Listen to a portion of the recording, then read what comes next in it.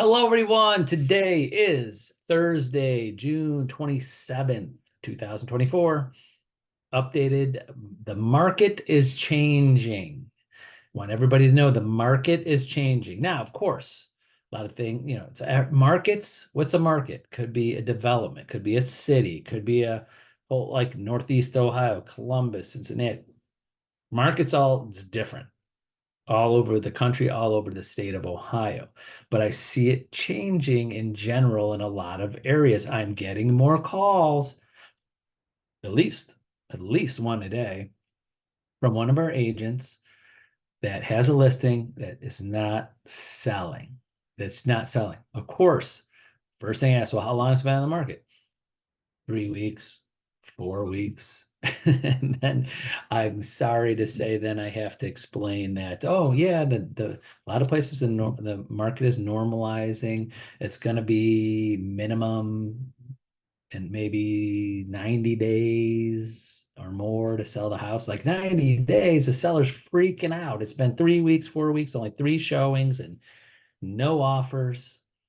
So in certain markets or areas or styles of home or whatever, the market is, I'm giving this is where I know when the market's changing. When I sit and I tell the seller or the agent, it's coming up more often and more often. I said, Tony, what should I do? Drop the price? And I go, no, I think the price is fine. I go, then why isn't it selling?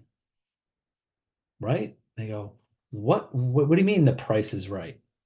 Because if the price was right, it should sell today, right? No, no, that's not real estate. Maybe that's a lot of times over the last few years, but in general, in a normal market, now we just have to wait for the right buyer. There's not buyers sometimes in certain markets, in certain areas, certain price ranges, that there's a buyer waiting there. So boom, it comes to market. That's what a lot of sellers have gotten used to and agents have gotten used to, especially if you're an agent less than 10 years. You've never seen a listing, more listings sit for like 90 days or 120 days on the market before you get a buyer, or not getting, oh my gosh, I've gone, Tony, I've gone 3 days and not one showing. Yeah, that's kind of gets more normalized over, we'll just say, my experience of 30 years. So we have to start explaining to sellers sometimes is that your price is right. There's nothing you can do. You just got to sit and wait. They hate that. I know they hate that, especially today's seller. They hate that. Well, there's something I could do. Well, can I just fix up my house? Can I paint it? Should I put more carpet? I'm like, no, we haven't gotten to that point. You're priced right. You did the absorption rate. You know what absorption rate is? Say example. I'll give you example. If there's you have a house, let's say 4 bedrooms, 2.5 bath, colonial, in this price range in a certain area, and over the last 6 months, 5 houses, we'll say 10 houses sold. So in a price range, last 6 months, 10 houses sold. So right now, if there's 10 houses for sale in that price range, 10 houses sold over the last 6 months, 10 houses are for sale right now in that price range, it will take on average 6 months to sell the next 10 houses. That's called absorption rate. So I've been doing that a lot with agents saying, oh, well, what's your price range? Well, I've had this. What's sold in the last 90 days? This. What's sold in the last 6 months? This. 10 houses. 10 houses in this price range, in this neighborhood, in this area have sold in the last 6 months, and there's 10 houses for sale. Well, tell your sellers, wow them with numbers. Hey, well, the absorption rate for your house and in your area in this price range is about 6 months. And how I calculate that, this is how I calculate that. So we could calculate probably within the next 6 months. Mr. and Mrs. Seller, what do you need to do to sell your house?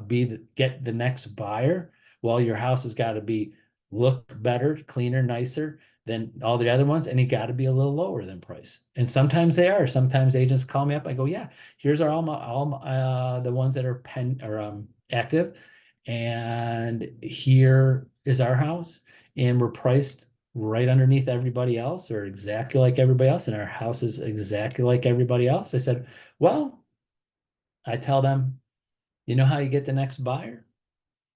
Be $50,000 lower than the next highest price. And they go, oh, seller's not going to go for that.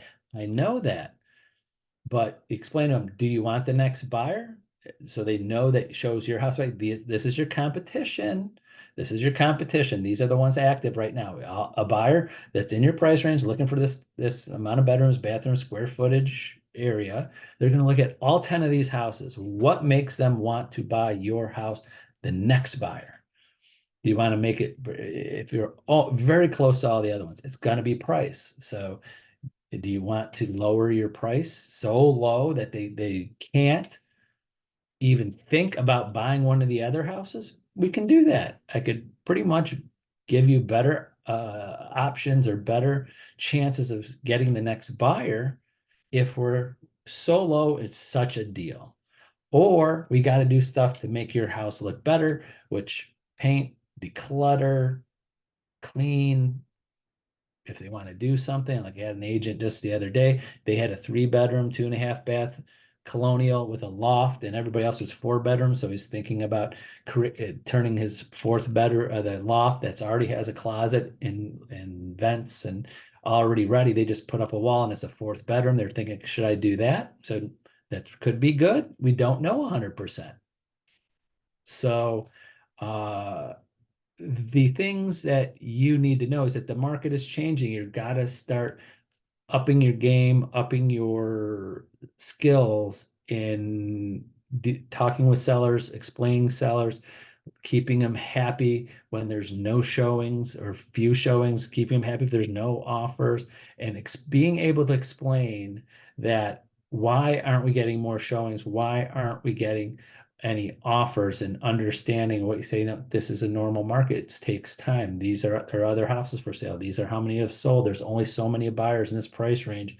There's only going to be 10 in the next 6 months. Probably they're going to be buying houses in this price range. So you got to dazzle them with some information, some data, some verbiage to keep them happy, because they just think that there's something that they can do to find a buyer tomorrow and sell it tomorrow, when sometimes you just got to wait for the right buyer to come along.